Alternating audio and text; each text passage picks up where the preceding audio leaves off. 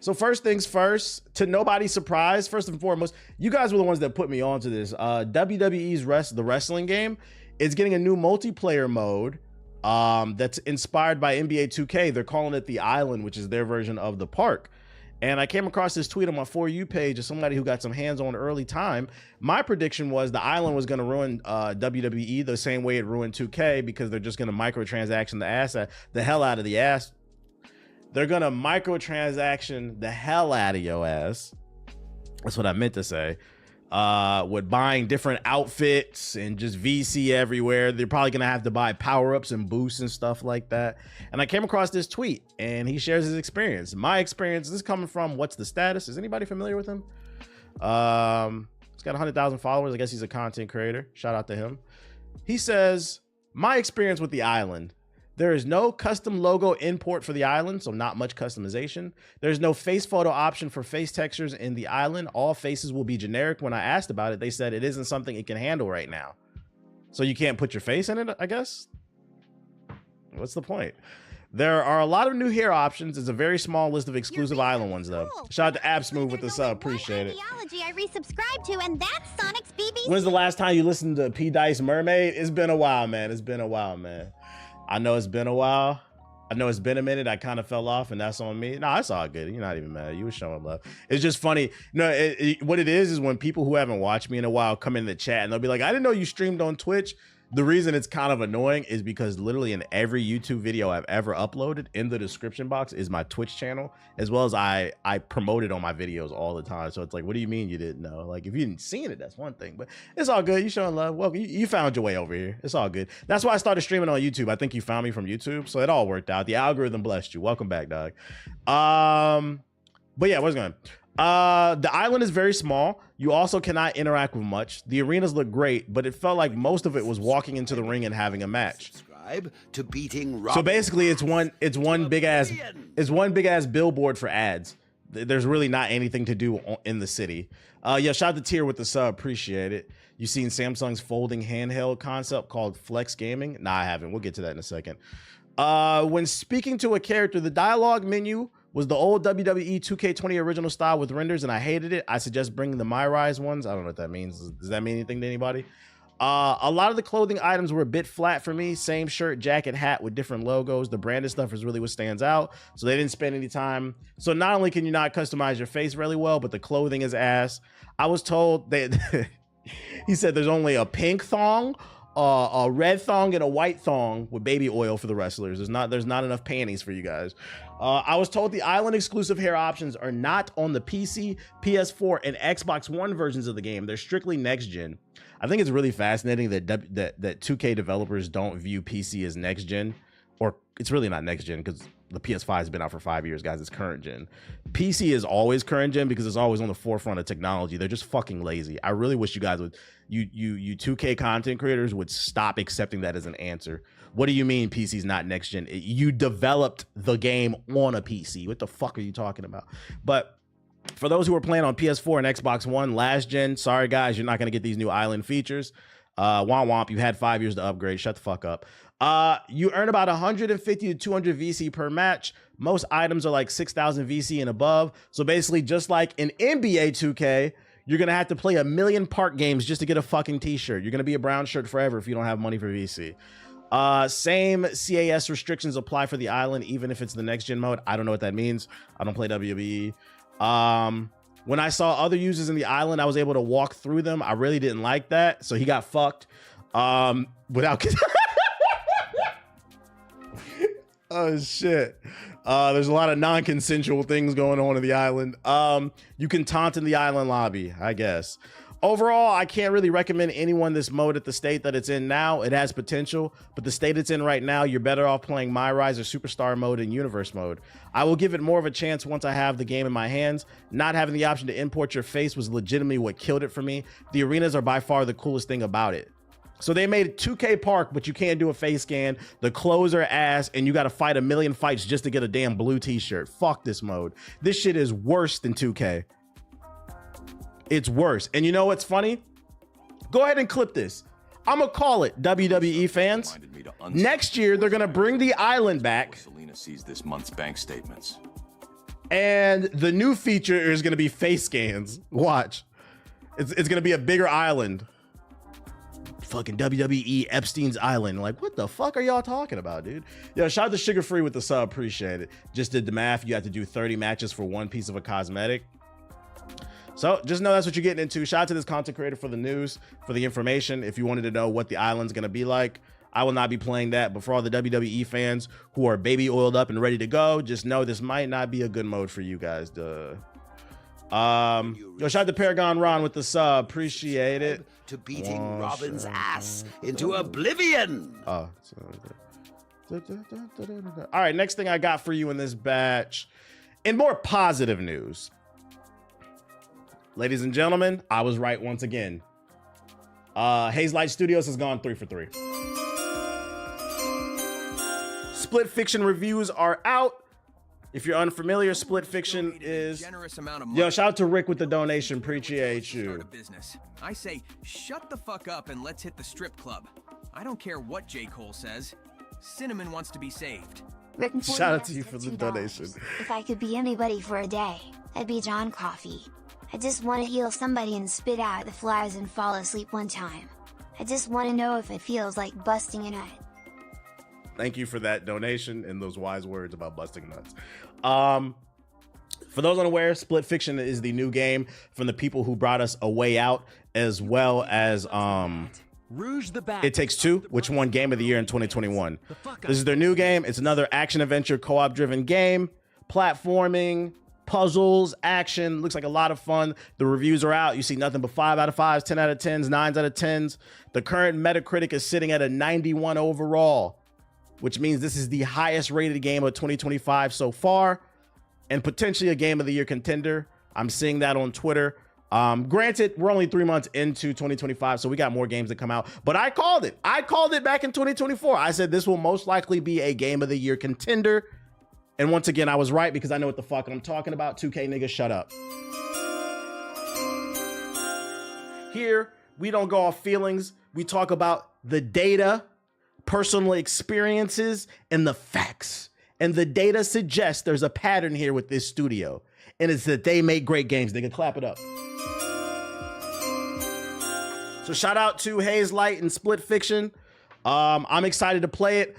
I should have the game either Thursday or Friday. I'm in the EA Creator Program, so I should be getting a free copy of it. I will be streaming the whole game. It's going to be a lot of fun. Yo, shout out to Jay Hurst with the sub. Appreciate it. What up, McKay? I see you. Nah, you negative. Remember, TBH? Yeah, apparently I don't like anything. No, you niggas don't like anything good.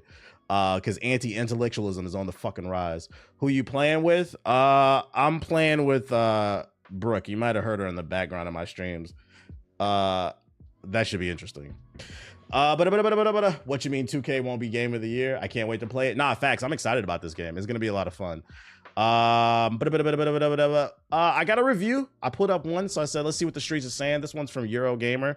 Let's actually get some details and see what the streets are saying. If you've never seen any gameplay, here we go.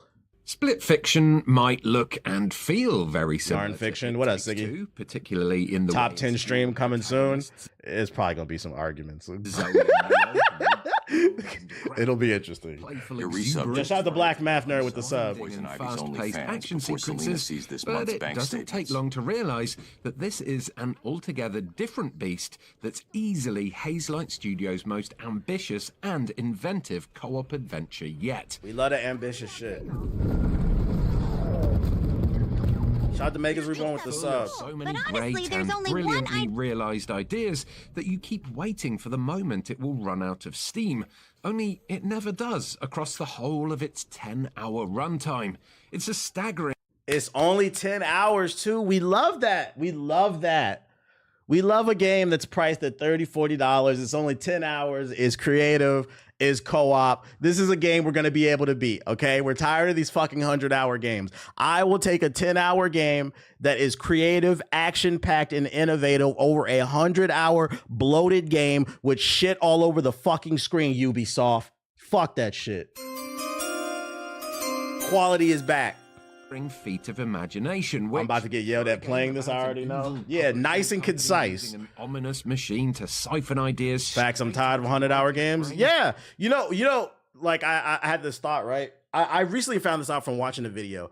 I did not know back in the day. One of the I feel stupid for not knowing this because like I should have thought about this. One of the reasons why albums used to be only 10 to 12 songs in 50s, 60s, 70s, 80s was because that's all a record could hold. And I was like, so it was thanks to the limitations of the technology at the time.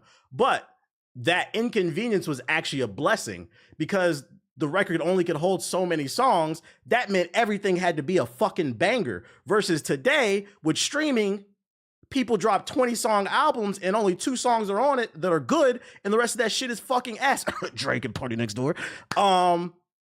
So sometimes it's a blessing, the inconvenience of the technology. And so like when people like, yo, I'm not buying this game because it's not 100 hours. If your game's 100 hours, to me, it's a red flag. I'd rather play a game I love over and over and over that's 10 hours versus something that's 100 hours. Sometimes an inconvenience. You said you're mad. Drake fans is mad. To regurgitate them into sometimes less is more, ladies and gentlemen. Slop is a pleasing and emphatic middle finger to the ongoing debate about the threat of AI. Only precise human craftsmanship can produce a game of this caliber, and the way it constantly surprises and delights through its tactile controls and strong, empathetic storytelling is a league above anything else this studio's attempted before. Not gonna it's lie, also I hate quite albums a that bit be more long. demanding than It Takes Two. So before we go take any 10 good further, songs I can listen to consider on this a repeat. warning to any parents eyeing up the possibility of playing this with their kids. There may be more tantrums than triumphs if your would-be co-op partner doesn't already have some It Takes Two muscle memory under their belt, as Split Fiction builds on that game's snappy platforming moveset while also piling on dozens, and we mean dozens, of new challenges and Translation, the game has got puzzles that are going to require you to think and work together, so it might not be the best idea to play with a young child or a dumbass adult. You've been warned. button wrangling in the process, though generous checkpoints and a plentiful supply of control and difficulty settings will no doubt take some of the edge off here. What is going on? What up, Lennon? I don't know. Still, assuming you and your co-op partner are up to the task, Split Fiction easily purloins It Takes Two's crown as the best co-op game around. He said, no yellow markers, how will I survive? Of its central conceit of a fantasy writer and sci-fi novelist getting mixed up in virtual simulations of each other's stories, taking us from Dune-like industrial escapes and rainy cyberpunk highways to shape-shifting forest realms and dragon nests high in the mountains, and plenty more besides as they try and find a way home. They do so by following a trail of purple glitches, zapping them from one story idea to the next, and giving each a deeper glimpse into what makes their newfound partner tick. I don't want to hear nobody talking about they not playing this. They want to play this. Anybody who sat on the internet and said this game's probably woke because it stars 2 women, don't play this game. Don't come over here. You saw the review scores. Stay on that side of the internet. Everything is woke. If you see a black, if you see a woman, if you see anything, it's woke. It's woke. Don't play it. That was a close call. This is all plats. I believe so. No-nonsense lover of sci-fi, for example, and her stories tell of daring escapes, secretive break-ins, and loud and explosive open rebellions against huge, faceless authorities. Please tell me that this story is over now. Zoe, on the other hand, can't resist a happily ever after, taking This looks like comfort in Fable a the little bit. cozy and altogether more hopeful possibilities afforded by the fantasy genre. The two couldn't be more different, and at first they're both very unwilling participants in each other's I am respective storylines. But as with all good buddy yarns, there's a gradual thawing and understanding that takes place as they get to know each other. Is crossplay And too? its lean and That's nice. entertaining script does a great job of bringing you along for the ride. That sequence would fit in a movie or something. Well, I'll be there opening night. You would? No. I wonder if this will have more than one ending. I doubt it. They're much more agreeable hangs than I don't think that their last game dreadful did. singing and dancing book from It Takes Two. The experience the even same if playing Zoe's as couch obsession co-op with versus trying online? to psychoanalyze me. I believe so. The difference is I think Along couch co-op those you would just times. be sitting on one screen. There must be easier ways to get paid. Of course, but everything else pales in comparison. I just love to write. It's how I stay sane. Unsurprisingly, there are indeed deeper personal traumas driving both young women, but the way these fears and feelings are teased out on screen through your actions is expertly done. Shout out to Flyer Lord Rome with the sub, appreciate it. Your individual objectives is what elevates Split Fiction beyond just being an enjoyable whirlwind of ideas being chucked at you one after another. The sheer variety in what it asks of you here is astonishingly broad, and just as with It Takes Two, Split Fiction's best moments come when Zoe and Mio must use their respective powers in tandem to help them both progress. These powers are unique in every level, whether it's operating a pinball machine with one player as a ball and the other on paddle duty, switching gravity planes to perform stomach-lurching perspective tricks, transforming into a piranha-repelling otter to heave a bamboo reed through a watery gauntlet of man-eating plants, adopting a Diablo-esque isometric perspective to belch acid and charge into enemies as two colourful dragons, or even having one player try... You think if I sit a controller next to me while I play the game alone, it'll be like playing, what are you talking about, bro?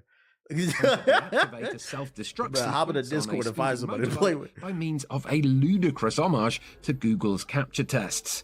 On their own, these camera angles are crazy. Brilliant little snippets of asymmetric magic, but it's the way Hazelight uses them to reveal more about their winning heroines over time that really makes them shine. This reminds me of that Xbox 360 game. It was on the arcade. I think it was free. It was a side-scrolling shooter like I can't remember the name of it. I remember we played the hell out of that game too. And don't worry about spoilers. Those few examples are just the tip of the iceberg. There is plenty more to discover along the way here. How can you be so excited by all this? What? We might as well enjoy it while we're here. Admittedly, given that these fantasy and sci-fi scapes are both meant to be living, breathing representations of story ideas in each writer's heads, it is somewhat amusing to see how much they both fall back on certain platforming tropes. Wall running across flat surfaces, hopping between long poles, and grapple hooking across great swathes of sci-fi and fantasy real estate. But if anything, these moments of swift and snappy traversal are what's considered downtime in Split Fiction. Something to keep your fingers busy as the game lays down a touch more exposition before the next big puzzle moment. Yeah, the or puzzle just was giving you probably an going to be the shit that's to going to catch your breath after a climactic chase sequence. It demands skill to mirror the king. But can you do the conga? The best breathers, however, are Split Fiction side stories, which you'll find dotted throughout its main levels. These portals take Zoe and Mio to little self-contained locations that are entirely unrelated to the main plotline, but whose unfinished draft status gives Hazelight a brilliant excuse to SSX is back. Hog wild on some ridiculously fun outtakes. One sees Zoe narrating and drawing a story in a notebook, for example, rubbing out weapons and scratching in obstacles on the fly. Whoa, rubbing out weapons. What does that mean? Whoa. Both into pigs. One can fly through the power of farting rainbows out their bum, while the other can send themselves skyward with a snap of their slinky-esque torso. Our favourite was a fantasy night market, where seeking out ghostly cats to open a series of locked gates had little nods it's impressive to the game can basically render two levels to of two games Dark at the same Souls. time. Others are more throwaway. Is it really rendering two things at once? Well, yeah, I guess because like they're, but I mean it's the same image though. It's not like it's two different completely things. I think that would be more impressive, like two completely different things, because that would require more processing power. Exhilarating one and done feats of desert I like how unserious this game is. Nah, facts. Careening through space wreckage to give you a little blast of adrenaline, or indeed shock and appall you with comedic grimness. Another platforming game might win Game of the Year. It's too early to call for that. It's too many. This year they're gonna have more competition. Sugary sweet children's party story. Was that your attempt to make a children's story? The best thing about the side stories, though, is that they are always the opposite genre of what you're playing in the main story.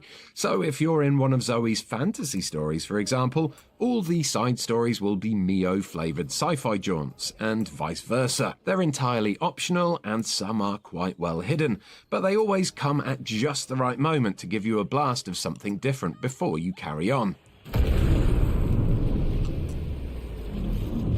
The main levels are quite lengthy affairs, but the side stories do a Doom's brilliant winning job game of the year. keeping the game's pace up and ensuring Grand that Theft Auto no come out? idea outstays its welcome for too long. Without fail, This year's we just gonna be a always hype feel beast comp, refreshed probably. and ready to carry on with the task at hand once we'd finished these little Probably. side diversions.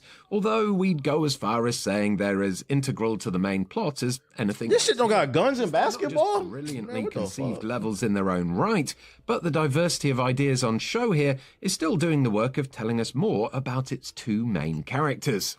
That's not to say Split Fiction is all serious RJ Hawks? business all the time. Just like It Takes Two and A Way Out before it, there are plenty of signature haze-like moments of pure, unadulterated play to be found here too. Activities that mostly don't have any achievements related to them or any real Just point doing in being shit. there at all beyond just They made a game just for fun? water slides What? and chilling out in donut rubber rings in a swimming pool, skimming stones across a lake, drinking potions to turn into balls of yarn you can roll around and unwrap. I ain't never heard of this game that sold or 30 indeed million. turn into each other to do your best mock impressions of them. They're all completely unnecessary. It's always one of the worst and most disingenuous arguments when talking about art. I ain't heard of it, so that shit is ass. Okay, that means you live in a bubble. If I just told you it sold 20 million copies, I think it did okay. Yeah, but I ain't heard of it. So it needed 20 million and one for it to matter. Like, bro, you can't be that self-centered. The kind of excess Just that watch a normally trailer or gets something. expunged Try to in the understand. modern development landscape, but they all contribute to the feeling that these worlds are alive and fizzing with possibility. They make all these spaces feel more human, more playful, even though they're all just, in theory, simulations of words on a page or half-formed ideas. Heck, while the evil publishing house that's trapped Zoe and Mio here may have the worst of intentions, their technology sure does a great job of making the prospect of these Ready Player One-like realities seem very appealing indeed. If all that wasn't enough, Split Fiction tops it off with an almighty finale, upping the stakes of its ideas and inventiveness even further in ways that truly dazzle and delight at every turn. It sticks the landing in terrific fashion. Army 2 was here, tough. making The your first one eyes, was. The fingers, other two and weren't. thumbs thrum with excitement. Everything feels so polished and is In this 11-minute video, I've seen like 11 different levels, I swear to God. executed with such confidence and style that it's Shout out to Taco Shark with the impossible sub. not to fall in love with it. As the credits We don't roll, talk about and you 3. look We don't talk back about on 2 either. Everything you've done. When you say Army of all 2, the I wild only talk places about the you've first been, game. all the mad moments you've experienced, and all the properly great fun that you've had together. It doesn't take two to realise that, co-op or not, there's really nothing else quite like Split Fiction in games today. Fantastic. They from gave it start a to 5 finish. out of Split 5, a 10 out of 10, chat. This is Fiction one crazy. of the most inventive and joyful co-op games to date, and it's a testament to the power of human imagination. You get to play as a fucking glizzy, game of the year. Big thick glizzy so too. much for watching this video review. If you enjoyed it, please do give it a like. There you have it. Subscribe If to you it. haven't seen the game, that's what the streets is saying. You know, we just look at it for shits and giggles to, you know, create conversation. But we're going to form our own opinion. We're going to see when the game come out this Thursday, Friday, whatever. It's looking good, though. It's looking good. We in gaming season. The Last of Us released again. Are you being serious? The technology is sort What is this? of hidden. It's magical. It's in the background. Any real fan would be blown away by the experience. Having these big moments in the experience, it's not something that you normally get to do. This is a chance to actually be in the world of Last of Us. I was amazed on how much technology there was. There was this amazing sound. This Happy Daredevil Day. I didn't know it dropped haptics today. flow, this sense coming into me. So what we've built here is a future immersive entertainment concept. We've partnered with Naughty Dog, giving you the opportunity to enter the world of The Last of Us. It's an underground subway system, and you're getting to What is this, a Chuck E. Cheese game? What the fuck? Dave and Buster's ass game? explore this dark, immersive environment. Sorry, the Dark fell with the sub. Different from everyone else. You're seeing it from a whole different perspective, which I think is really exciting. The starting point was to put you visually in this huge environment using very high quality crystal LED volume that you would step into and feel completely immersed visually in all this content. One big challenge was ensuring yeah, so the person in front of you can turn around, do a 180, and hit you upside the head with a plastic shotgun. Oh, sorry, I was scared. Seamless integration. Now you got a concussion. The LED volume, haptic floors, tracking devices, and real-time content. We overcame this by rigorous testing and collaborating with all technology teams to ensure everything worked flawlessly. The next step was then surrounding you with speakers. We're using Sony 360 reality audio. If you're hearing sounds coming from behind you, coming from in front of you, coming from above you, it just gives you that deeper sense of immersion within the environment. You're going to need to protect yourself as part of this experience. So this is just a modern day version of those arcade games with the guns from the 90s, like Dino Crisis and shit, or that police game. It's like that, but now it's like it's like 4D almost, like you're standing in the middle. My thing is, like, this is only worth if it is priced correctly. Like, if this costs $100 for a 10-minute game, like, I'm not gonna play this shit. Time Crisis, yeah. Giving visitors a brand new controller. Yeah, House of the Dead. They can use to defend themselves. Yeah, light gun games. Experience. It really depends on how much this costs. Of inertia and weight that has never been done in gaming. It has a weight shifting module inside. Every hold, swipe has been translated as intent. Having technologies that brings the reality from virtual world to real world, that's the big, great leap that Mimic is taking. And then we're adding smell and atmospherics on top of that. We have some new scent dispensers that got a number of different scents within them, and we can trigger those at different parts of the experience. Underfloor That a question: when the game companies start charging extra to let people play a few days early? That's something new in the last 2 or 3 years. I feel like additive to that, giving you thumps and bumps. They really got the Dragon Ball sparking niggas. It's dramatic, but also I'm gonna be honest. Unless you're a content creator, it's never worth paying $100 to get 3 days early access to play any fucking video game. The only reason I say unless you're a content creator, because then if you're a creator who didn't get a free copy, it can be a tax write-off and you're there to compete day one. But if you're just a normal everyday person, I would never encourage anybody to pay 3 days early access. Call up the Dragon Ball Sparking Zero. Well, you can't call the Sparking Zero fans because their phones are probably disconnected. They're all broke. They spent all their money on fucking Cheese Whiz and Top Ramen and Hawaiian Goku t-shirts. So quite scary at times. But if you get a chance to talk to them, you'll hear them say they regret it. Creating these really incredible, relatable characters and a vibrant world. So I think having that sort of adventure and scare factor, I think, was really compelling. When I saw it for the first time, I was blown away to see so many Sony technologies seamlessly integrated to create something this groundbreaking. I'm not gonna lie, they got my ass. I was hyped and I got. They cashing in on FOMO. Control yourself. Sony technology and what's possible. When I look at the future of where this is going, I see this being more than just the Last of Us experience. This could be a platform for location-based entertainment. It almost adds a canvas for these artists to be able to paint their stories and create new emotions for them. Yeah, we get it. What's the price point? Like, how much would y'all pay for this experience? Because I guarantee you this demo is probably 10 to 15 minutes long, 20 at the longest. I would not pay more than $20 to do this. I'm not paying $50. I'm not paying $100. Because I guarantee you, because this type of technology is impressive and it's expensive to run and create stuff for the platform. So because of that, they have to price it at a high point. And also, it's probably not going to be that long.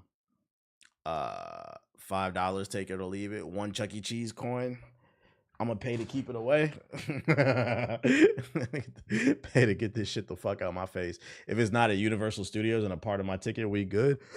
Excuse me. Also, what's the sanitation on this, you know? Like, are they wiping down the plastic every time, you know? Like, what's going on?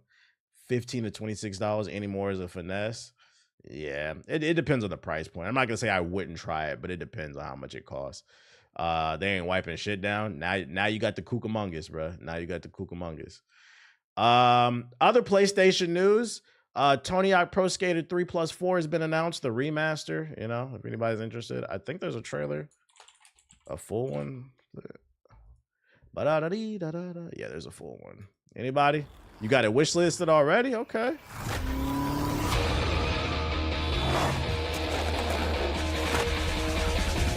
The rumors were true. Is back.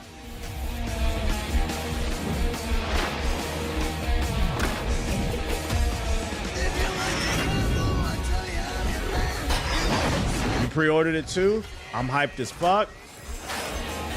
That nostalgia getting y'all.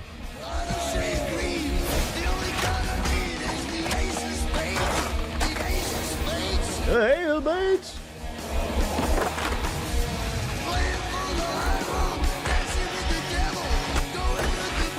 I pre-ordered on my Neuralink. Yo, chill. It's 2 games for the price of 1, so it's a W. I guess. For me, like, I feel like Tony Hawk 1 was the first game, but Tony Hawk 2, in my opinion, is the foundation for the rest of the series. Once they introduced the manual into the game so that you can continue tricks for as long as you want, they just built upon Tony Hawk 2 ever since then. So, in my opinion, 3 and 4, I played all of them. 3 and 4 is not that much different from Tony Hawk 2. That's why I'm not excited about it. I didn't get back into Tony Hawk heavy until Thug 1 and 2 came in because they had a really fun story in that shit. Also, they added to be able to get off your board and stuff like that. So, like, if you're excited for it, I'm not going to knock it. But me personally, I wouldn't play this unless I can get it for like 10 or 15 bucks. Like, this is not a day one cop for me. This is like a Steam sale type of game. I'm sure it will be fun. I just don't think it's worth like full price. Now, if you remaster Thug 1 and 2, then we talking.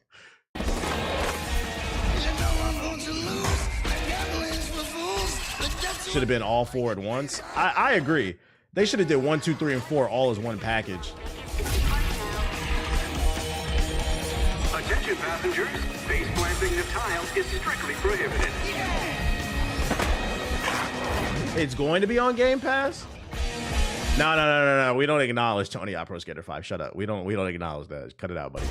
The game is terrible.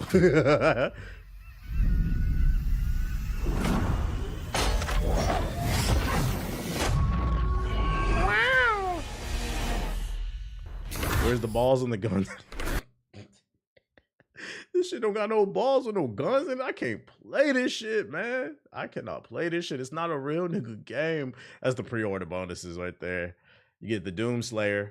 I wonder if they'll bring back the old characters, like the old unlockables, or are these the replacements? Like, would it be a licensing issue? Because I remember in one of the games you could play as, I think, Spider-Man, and I remember you could play as like a police officer, a fat-ass police officer. Yeah, you get Doom if you pre-order the shit. Yeah, Darth Maul was in one of them. Yeah, I remember that was one of my favorite parts about the game. The collaboration, the crossover characters. That was really cool. Wolverine? Really? I don't remember Wolverine in the game. Which one was that? I feel like the last Tony Hawk I really loved was Project 8. I thought that one was really cool where you could slow down time and shit. Shrek and Underground 2, Iron Man. July 11th. Does anybody know how much this is going to cost? Y'all said y'all pre-ordered it. How much is it going to cost? Pre-order now. Select. Let's see, Windows. What's the price? Oh, $70. Fuck no. No, thank you. No, thank you. Too rich for my blood. Nope, I'm not paying $70 for that. I'm good off. Well, this is the actually no, this is the deluxe edition. Wait, what's the regular one cost? The standard. My bad. Let's see what the standard costs. Standard cost $50. Still too rich for my blood. No, thank you. Let me know when it drops down to like $20. Let me know when it drops. Is it on Game Pass? Is it? Tony Hawk 3, 4. Game Pass. Too rich for my blood, man. Did it say it on the trailer? Did I miss it?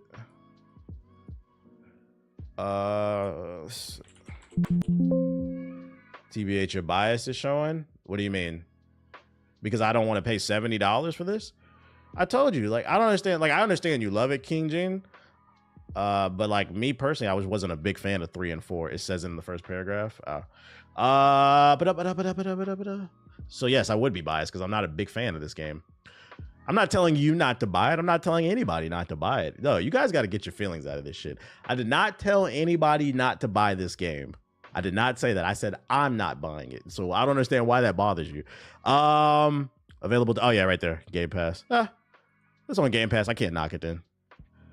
Shout out to them at least. You said, so that nigga being biased too? Shit. Now, if I sat up here and be like, yo, this shit is garbage, don't nobody buy it, don't give them your money, like, then you'd have a point. I don't understand what point you're trying to make. I just said I got a preference for Thug 1 and 2. But it'll be on Game Pass. I'm not gonna lie, I still probably wouldn't play it day one just because July. Maybe day one we'll play it. It depends. I don't think anything comes. Nothing comes out in July, right? We might play it day one actually because it's on Game Pass. Game releases 2025 July is pretty open. They picked a good month, actually. April, June, let's see, July. Yeah, nothing comes out in July, so never mind. If I have nothing to play, because I'm not like backed up, I might play it then. Nah, you got to hit Celestial first, big dog. Man, fuck that game. Yo, shout out to K-Dot with the sub. Appreciate it. Fuck that goofy ass game and that fake ass matchmaking and the fake ass players in that damn game, bro. Celestial my ass, bro. Niggas be Celestial and don't even know fucking Namor counter Spider-Man. I don't know how to play Namor. You throw the turrets up, dumbass. Anyways, what up? Welcome to everybody to the stream. We talking about the new Tony Hawk that got announced. Marvel Rivals hiatus. Yeah, Split Fiction coming out. We playing Monster Hunter. It's too many good games that can be stressed out. What's that? You know the futuristic, the future meme? Y'all know that giant? Not Future the rapper. Futuristic. Y'all know this giant? This is my mental health since I stopped playing Marvel Rivals. This is my mental health right here. Just great. My God, I'm happy you said that, and that's the first thing I hear. Somebody got to do it. Somebody has to do it. Taking a break from that shit. I'm not engaging in any matchmaking that rewards you for buying skins and shit. Fuck all that goofy ass engagement-based matchmaking. No, I'm not buying a skin. No, I'm not sitting on the game 14 hours a day. And no, I will not be gaslit by fucking streamers that don't wash their ass and play 14 hours a day with a 6-stack demons. No, thank you. No, thank you. I like doing things on touching grass and shit. Yo, shout out to Great J with the sub. Appreciate it. I got a date on Friday. Ask your favorite Celestial streamer. When's the last time they had a date? A date? I got a date with fucking top 500. What are you talking about? Yeah, we like fun over here. Anytime something stresses me out, I'm taking a break. I'm not saying I'll never play the game again. It's just I needed a break. Anyways, exclusive from Insider Gaming. Ubisoft's Far Cry extraction-based multiplayer shooter has been rebooted. Translation, Ubisoft don't know what the fuck to do.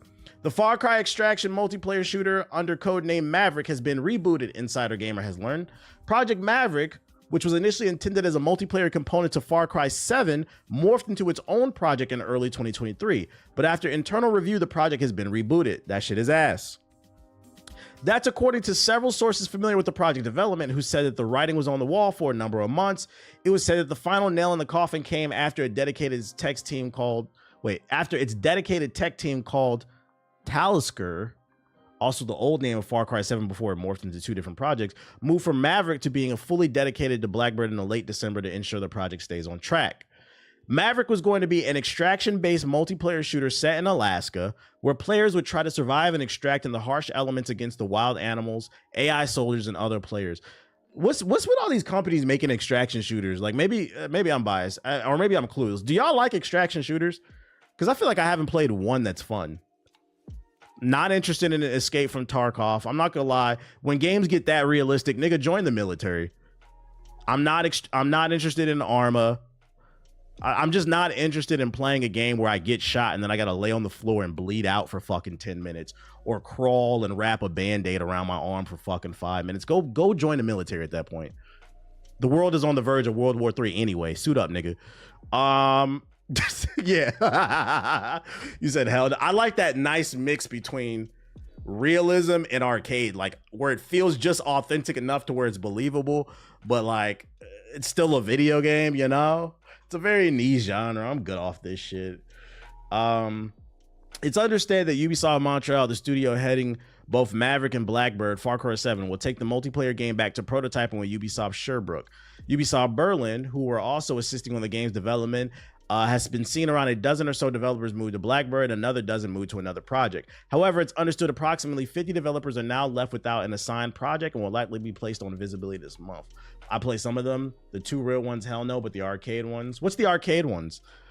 I don't know the arcade ones. Their servers are down right now. Ubisoft Connect ain't working. Say it ain't so. My thing what's crazy about them rebooting this is, aren't you niggas broke?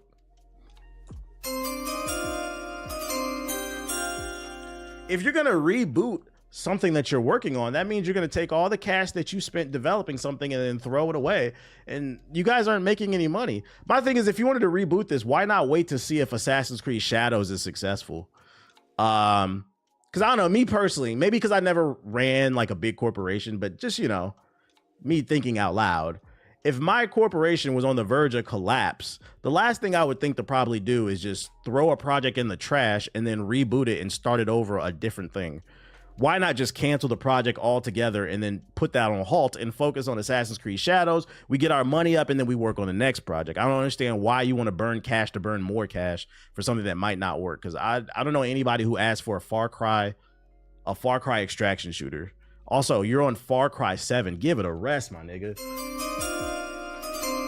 Make a new fucking game. God damn, bro. Far Cry 7? 7? How many towers we got to climb? Okay, in this one, we're going to Alaska to climb the towers. Oh, my God. Oh, brother.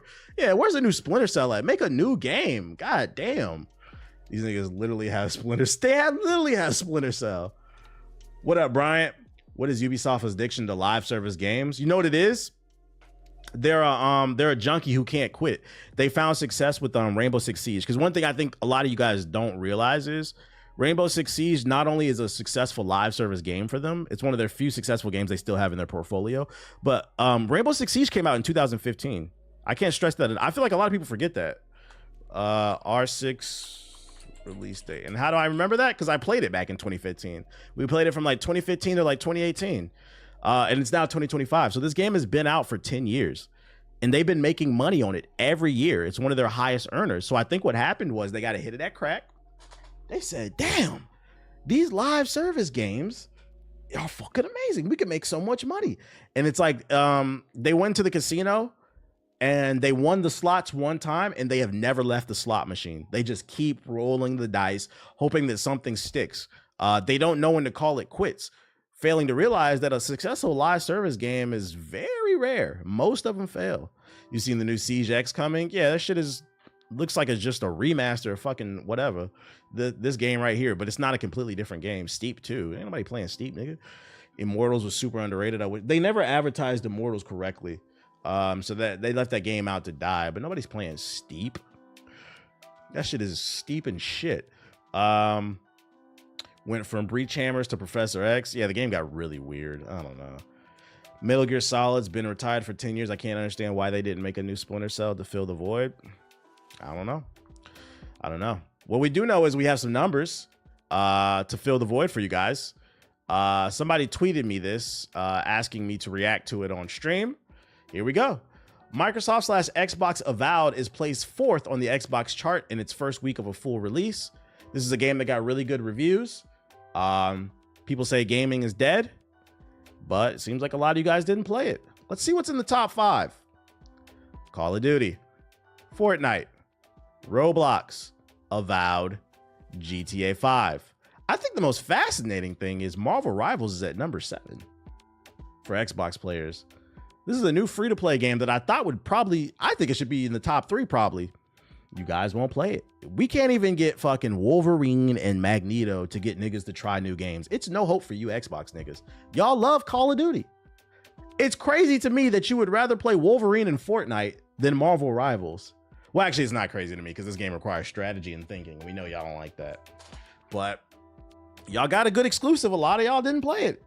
This should be number 1. At least for the first month that it came out, it should be number 1. And then it can fall down the list. But the month Avowed came out, it's still number 4. This is crazy. Lapped by Call of Duty, Fortnite, and Roblox. And this is very concerning for me right here. Roblox is in the top 3 for you Xbox niggas? The average gamer is 35 years old. What are you niggas doing on Roblox? Huh? I said, what are you niggas that are 35 plus doing on Roblox?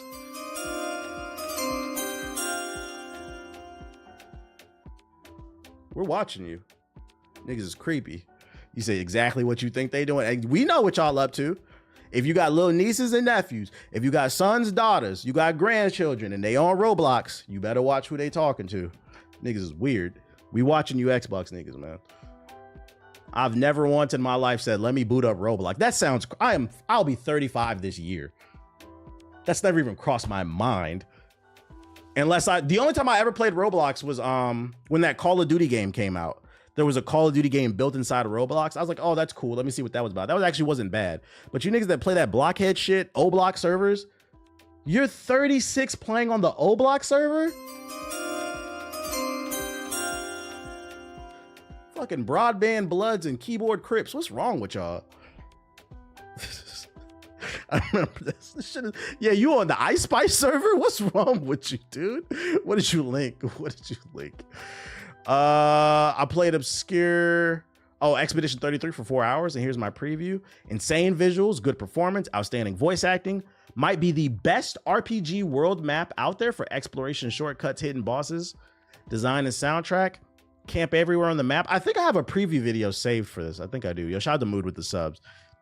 Your camp will change over time, extra dialogue, new NPCs, side content. You can see enemies anytime, even on the world map. Difficulty options you can change. Great UI, insane soundtrack, insane art direction. Super interesting story, very dark themes with death, love, loss, swearing, blood, and gore. But on the other side, also very funny. Interesting characters overall, fast travel to... I mean, I said this game looked fire. Everything he's saying. Great enemy design. Great outfits, new weapons, widescreen support, 30 FPS, no fall damage, skip fast load times. I told y'all what are going to be the bangers this year. I am a staunch defender of the culture. I told y'all Split Fiction was gonna bang. I told y'all this shit look hot. And what do y'all want to play? Call of Duty, Fortnite, Roblox, GTA 5, Minecraft, Madden, and 2K. This game should be way higher. It's a good game that gets on my fucking nerves, but it is a good game. When you're not on the O-Block server, you on the T-Grizzly server. 2 of the top 5 games on Xbox involve keyboard crips. This is nasty work. Get off the G Herbo Grand Theft Auto server and get a fucking job. You niggas live your fantasies when you're not living your fantasies of, oh, if I didn't tear my ACL, I would have went to the league ass game. You live in your fantasies in the streets. It's getting weird, man. Play something creative. Play something that's going to make you think. Play something that's going to inspire you. I can't stress this enough. Inspiration comes from everywhere.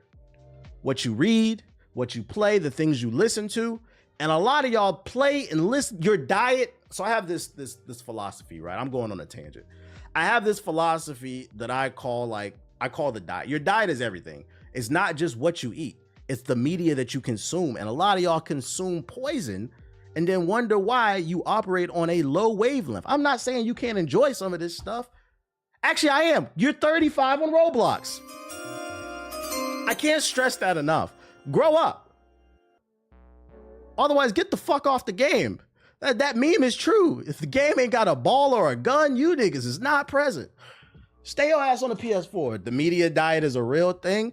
And then they have the nerve to complain that gaming is dead or movies are not creative. It's because y'all watch and consume the same shit over. There's plenty of great shit. Plenty of great shit. And I'm always going to be a staunch defender of the culture. But you know what the problem is? And what a lot of people don't want to admit? A lot of you bitch ass niggas is followers who don't think for themselves. The rise of intellectualism is on the rise. And I'm going to give you an example. I do not mean this is disrespect to Kai. I actually think it's a good thing. This is why I clouded him up for playing Elden Ring. A lot of you niggas will not try nothing new until your favorite content creator plays something. What happened to watching a trailer, reading an article, seeing a commercial, and judging it for yourself? This nigga got people playing Batman Arkham City 15 years later, as if he didn't discover anything. You're just a drone and you don't want to admit it. But on the flip side, he's doing positive work too, because he is putting y'all on, you know, at least he's trying it. So I salute him because he's trying it. When y'all gonna try something? When you gonna form your own opinion? Y'all come in here and tell me what some other YouTuber, I'm gonna give you my opinion on things. People are too close-minded. Batman Arkham City is a classic game. You said his Batman stream was lit though. It was. So that's what the positive is. I don't want nobody to think I'm taking a shot at him. That's the positive. He is putting people on. It's just like, why did it take 15 years for you to try something? Niggas been said that shit was good. You said, look at the grifters. They're a good example. Yeah, follow grifters. Negativity. I high-key realized my friend only playing that game because of Kai. And it make you kind of like side-eye him, right? If you young, I'm going to give you a pass because the game is old. It's 15 years old, right? I think like 15. So if you young, I'm going to give you a pass. He putting on the young. All the young niggas get a pass. But the people my age, that's the ones I'm talking to. That's the one. It make you side-eye your homeboy. Because I know most people in my chat are between the ages of 24 and 35. It make you side-eye your homeboy. Like, what you mean you playing Batman Arkham City? You didn't know that game was fire? Man, I played that shit. Nigga, aren't you 36? Like, what are you talking about, bro? What are you talking about, bro? What the fuck are you talking about? Can't form your own opinion? Anyways, he said as a graduate. Just pull the sound out of nowhere. Somebody got to do it. I'm 27. And you don't got to play everything. Let's get something straight because I get people that are on a budget. I know that button is worn out. I know everybody on a budget. I'm just saying, man, if something interests you, go out and support it. I'm pretty sure the artist will appreciate it. Stop worrying about whether or not somebody else likes something and get something because you enjoyed it. It's going to inspire you. Y'all got to find some inspiration, man. When games first dropped, guess what they were playing? 2K? Of course. Said I'm 21. I'm not talking to you. I'm talking to the old heads. Because most gamers is old heads now. Do not think it's not a kids thing anymore. What's the last thing? Oh, and more positive Ubisoft news. I'm not gonna lie. I think I might get this shit right here. Raven Forge and Ubisoft announced a full-scale replica for Yasuke's sword and Naoe's sword. These look pretty cool if you're into the collecting stuff. A budget, if you're 35 and can't afford a game, then you have bigger problems. Well, to be fair, the economy is not in the best place. You know, we just started this whole trade war. Now, if you're a PS4 nigga, that's different. But buying every new game on the PS5, I'm gonna give y'all a pass. The economy is not in the best place. 19 inches of Yasuke. Yeah. Raven Forge has announced 2 brand new full-scale replica swords from Assassin's Creed Shadows. Both Yasuke and Naoe's swords from Shadows will be available. Naoe's will be 140 and Yasuke's will be 200. God damn, that's kind of crazy. This isn't the first full-scale replica from them. As of late last year, the company announced a full-scale replica for Assassin's Creed sword from the original game. This is what it looks like. Is this real metal? Or is this shit plastic? Some midday TBH, very nice. What up? PS4 is the greatest console of all time. Why y'all hating? Survey says that was a lie. The PS4 is not even close to the greatest console of all time. Cut it out. We found the PS4 nigga in the chat. I hope that was a joke. The PS4 is not the greatest console of all time. Cut it out, bruh. Don't disrespect. You disrespecting the PS2. Like, what are we talking about here? And I wouldn't even put the PS2 as my favorite, but you disrespecting the PS2 when you say that. The PS4 era does not compare to the PS2 era. Cut it out. He said, ban this man. That's how long it is if you're interested in it, though. I just wanted to put y'all on because I thought this was cool for the people who collect stuff. You forgot to put the LOL. Yeah, you got to put the LOL at the end so we know you joking because that was a crazy statement. The PS4 was the greatest era of all time because we got to play a remaster of The Last of Us.